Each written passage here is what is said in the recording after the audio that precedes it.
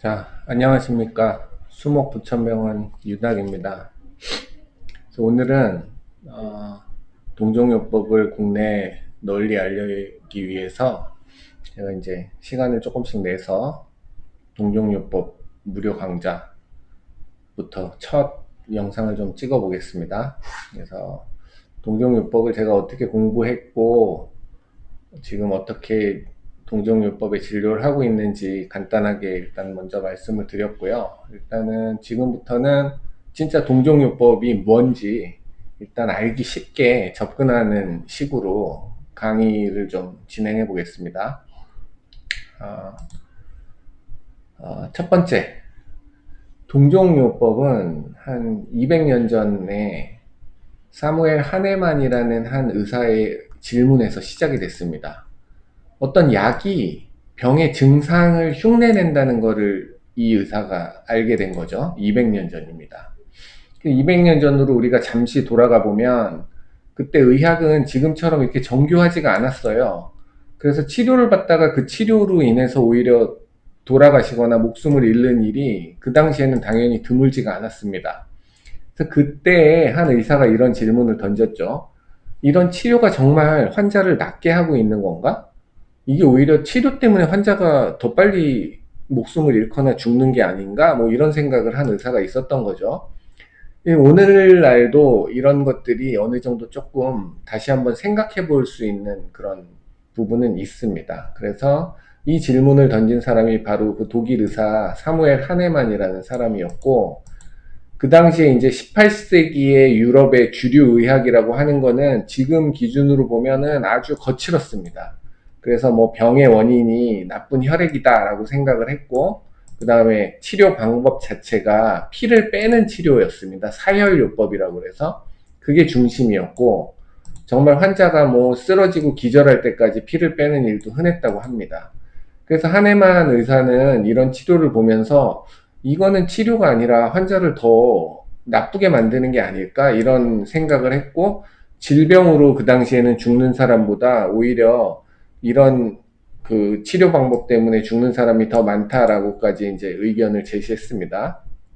그러다가 하네만이 여러 가지 의학 서적을 번역하던 중에 당시에 이제 말라리아를 치료하던 치료제로 쓰이던 나무 껍질에 대해서 주목을 하게 되는데, 그 나무가 바로 그 킹코나 바크라고 해서 나무 껍질입니다. 그래서 말라리아에 걸리면 3일열이 보통 발생을 하는데, 그 당시에 이제 사람들이 말라리아 치료제로 이런 나무 껍질을 약으로 썼던 거죠. 근데 호기심에 이 약을 건강한 상태에서 한 해만이 직접 복용을 해봤더니 말라리아처럼 3일열 증세를 본인이 발현이 되는 것을 체험을 한 겁니다. 그래서 어떤 건강한 사람한테 어떤 증상을 만들어내는 그 강한 물질이 그런 비슷한 증상을 나타내는 환자를 낫게 할 수 없을까라는 의문에서 시작된 의학이 동종의학입니다. 그래서 오늘 말씀드릴 내용은 동종요법의 가장 핵심 원리는 유사는 유사를 치료한다라는 거죠. 그래서 이게 유사의 법칙입니다. 그래서 이거를 쉽게 얘기하면은 어떤 물질이 건강한 사람에게 특정한 증상을 일으켰다면 그 물질을 적절한 방식으로 사용했을 때 같은 증상을 가진 환자를 치료할 수 있다라는 원리죠. 그래서 이 원리를 바탕으로 동종요법은 어떤 증상을 누르는 것보다 몸이 스스로 회복하도록 돕는 자극에 초점을 맞추는 치료로 점점 이제 발전을 하게 됩니다. 그래서 동종요법의 공식적인 출발은 1796년으로 되어 있네요.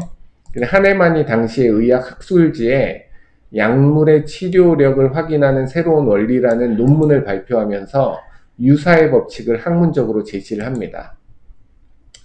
그러다가 이 동종요법이 이제 전 세계로 퍼져나가게 되고, 그런 과정에서 사실 항생제가 개발이 되고 마취제가 개발이 되면서 수술적인 현대의학이 눈부시게 발전을 하면서 이 동종요법이 사라질 뻔했어요.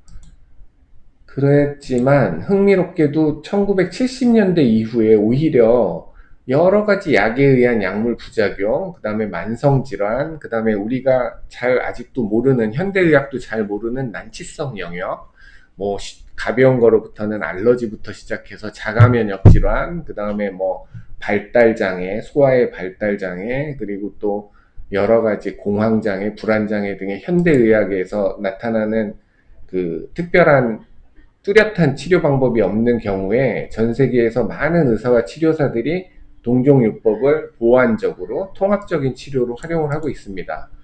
독일에서는 당연히 창시된 국가니까 더욱더 현재에도 활발하게 사용되고 있고, 2015년에 SBS에서도 독일의 동종요법이 현대의학이랑 어떻게 접목돼서 사용되는지 다큐멘터리를 제작하기도 했더라고요. 그래서 실내로 보면은 지금 뭐 미국의 뭐 보스턴이나 뭐 유럽이랑 가까운 뉴욕 같은 경우에서는 동종요법을 진짜 익스퍼트한테 진료를 받으려면은 뭐 2, 3년 이상 기다려야 한다는 그런 얘기도 많이 제가 확인을 했습니다.